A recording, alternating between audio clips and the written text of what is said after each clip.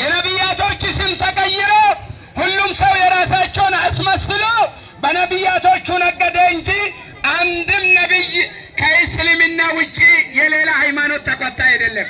ነቢ ኢብራሂም አብርሃም ስለተባለ፣ ነቢ ሙሳ ሙሴ ስለተባለ፣ ነቢ ዳውድ ዳዊት ስለተባለ፣ ነቢ ሱለይማን ሶሎሞን ስለተባለ፣ ነቢ ኢሳ ኢየሱስ ስለተባለ ሃይማኖት አይቀየርም።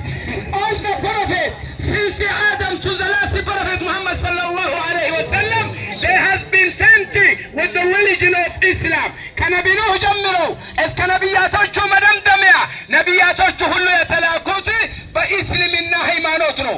ምናልባት ከናንተ መካከል አብርሃም ሙስሊም አይደለም፣ ክርስቲያን ነው፣ ጴንጤ ነው፣ ኦርቶዶክስ ነው፣ ካቶሊክ ነው፣ ጆሆቫ ነው ብሎ በመረጃ ማቅረብ የሚችል ጀግና ካለ 1 ሚሊዮን ብር እዚህ ጋር ሰጠዋለሁ። መተማመን